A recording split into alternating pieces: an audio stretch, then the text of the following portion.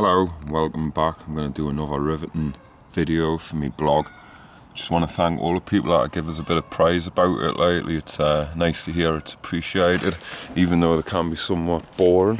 But not to worry, without further ado, let's have a little wander around the yard, check things out. Put some wood chip down here to soak the ground up a bit.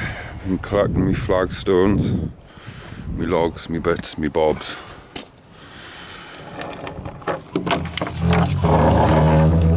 Here we go, a little slice of heaven on earth. It's been quite a harsh winter up here. We've had a lot of strong winds, a lot of damage has been done. The greenhouse roof blew off. That was thanks to Wind Desmond. But I replaced it with some conservatory roof, which my pal Stephen sorted us out with, so it's a lot better than the last stuff I was using. But you know, beggars can't be choosers, and you just make do with what we've got. Great Uncle Bulgaria the Womble would be very proud, I'm sure. Maybe I'm a reincarnation of him. Anyway, here's some of my complimentary plants that I'm going to be sticking in the garden all over the place. You know, it'll help me vines, help the wildlife, help insects. You know, just be pretty nice for everyone. I built this cloche frame here where I start my seedlings off. It just helps insulate a bit. It stops the variation of temperatures from rising and falling quite as severely as what it can do. Something's been nibbling at my sunflowers though. It's what's happened? It's just been chewed off, man. That's no good, is it? But anyway, well, not whinge. You kind of expect success in every single aspect of gardening. But that's the greenhouse. Looking canny. I've moved my water butt from outside to allow a little bit more light in.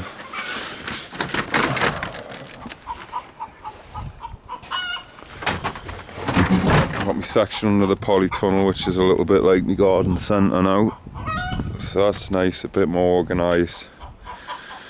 This area here I'll be growing veg and probably quite a lot of plants up the top.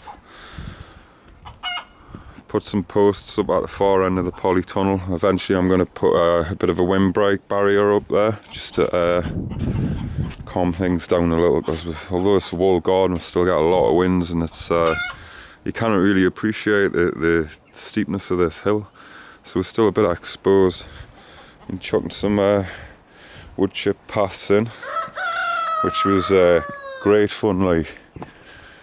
And I was stood here the other day, and I could hear someone walking along the track outside, and then it went a bit quiet, and I thought, aye, someone's coming in, but they didn't. What they've done is they just peeked through that little hole there, like a peeping Tom. Do you know, it's really weird, because I was just stood here staring at them, and they were staring back. Maybe I should have pushed 20 quid through and you know, might show them my thong or something like that. Anyways, this top section been clearing out some of the borders and planting up some of them. This is all going to be my herbaceous plants up here. And I did use these areas for growing veg last year, like, but I'm moving them downhill, moving my veg downhill a little bit. Hopefully it'll be a little bit damper and a little bit cooler, and it'll stop me veg from bolting. But I've been taking out plants out of this herbaceous border for what, weeks or months now, like, and you know, new things just still keep popping up, but ultimately this will all get turned round into veg plots. As you can see, the daffodils are coming out. That's nice. I've got potatoes in here already, like, so, you know, adding a new border down the bottom ends where I've got me this is where I'm going to build my Uncle Bulgaria style shed. You know, it's somewhere to get out the wind. So it's still looking a little bit rough, but you know, it is due to the time of year, really. Like, it's still very cold. Haven't had many sunny days. It's actually been quite dry as well lately. But you know, you can't change that, can you?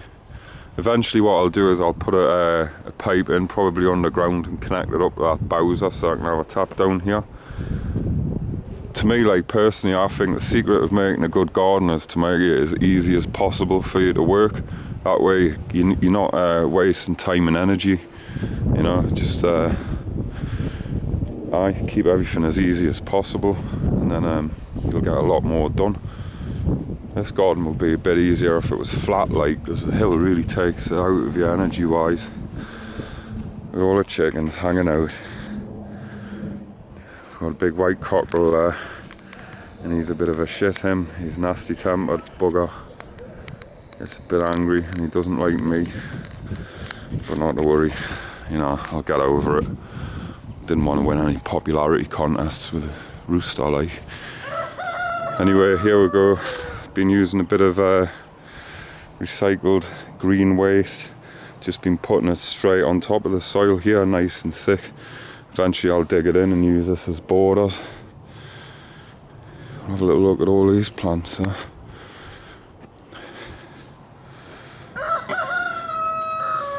Quite a wide variety, big selection of plants.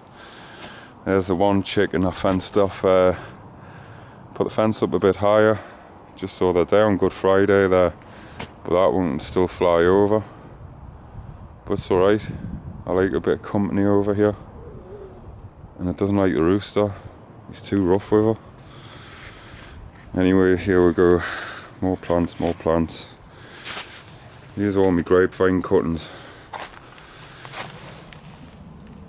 They'll be getting planted out soon. I've put some in, you cannot really see because there's not in leaf yet, but I've put them in because I'm going to grow them over the top of this polytunnel frame. It's just I haven't got the money to put the polythene over, and also with it being so exceptionally windy all the time, I'm worried that it might just rip and make us cry.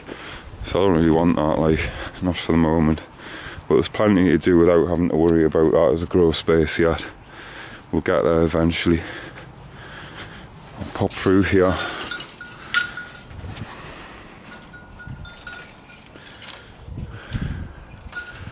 Here comes a cockerel. Peace, brother. He's starting to chill out a little now. He used to spend many a time attacking us, like. It's a bit like Peter Griffin and the rooster or Family Guy. He's just relentless, like. Here's the hole in the ground with the water coming out.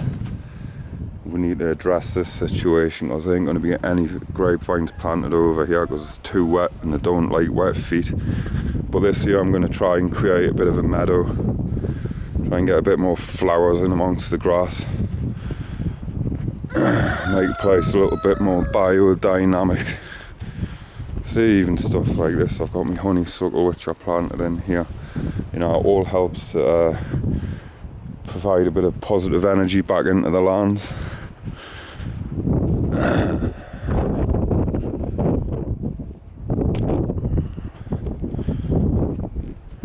Here we go, down the bottom end. Been putting a few willow cuttings in. I'm going to grow them as coppice, willow coppice. Apparently the willow tips are very good. You can make willow tea with them. It's very good for cuttings. It's a natural sort of way of putting hormone into the new cuttings and encourages them to grow. Over at the pond here. Not much changed here. Well, I've got a little bit of frog spawn, which is always good to see. They'll help us eat the slugs. I'm sick of eating them myself. And there's the rows where the vines are going to be going in.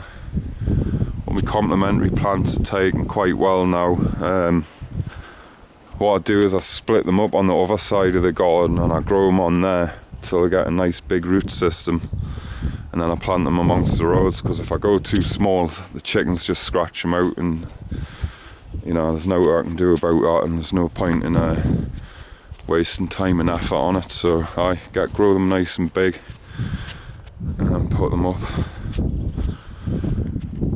hopefully Stu, the local beekeeper, is going to come up here and put his beehives in this top corner. 7 of them, I think he said he would put up here, which would be a cracking addition to the vineyard. Like, I'll be really keen to learn about how to keep bees.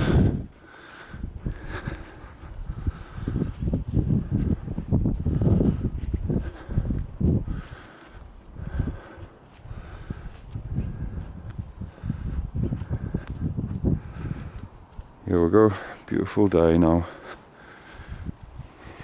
The grass has been cut once already this year. It seemed to just keep growing over the winter. Could probably do with another cut as well. Got my section up here where I used to have my canopy. Wind's pulled that off though. Been doing a few chainsaw carvings.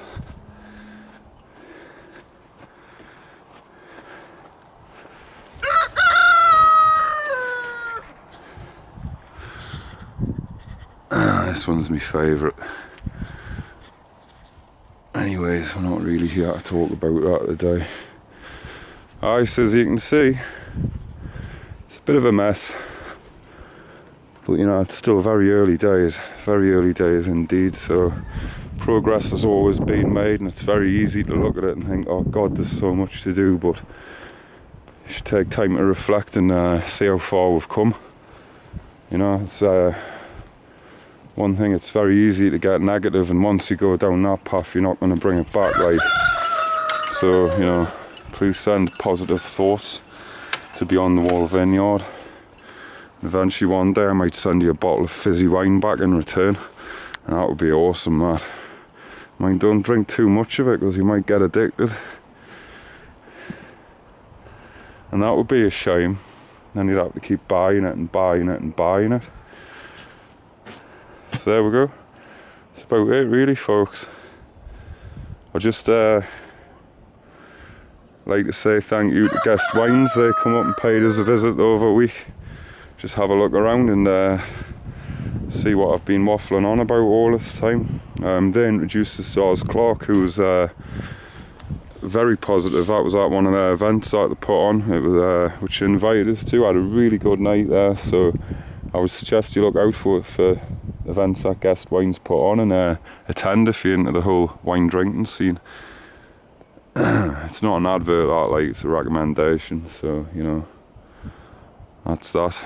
And in Border Homes down Whitley Bay, I went down there for a bit of a tasting session. That was nice, a real friendly little store it is. It's you know, if you don't know a great deal about wine, and you know, some places make you feel really intimidated about stuff when you're not like 100% sure what you're talking about, but they're really relaxed and decent. So aye, good merchant. But anyways, I'll probably do another blog in about a month, another video, because like I say, I mean, the trees haven't even got the leaves on yet, like, so it's still early spring, like, but you know, give it a few weeks and this place will look totally different once everything starts growing again. All we need is a little bit more sunshine, a few April showers, which should be coming soon. Like, I've got them on order, so there we go. So that's it really, like, stay positive.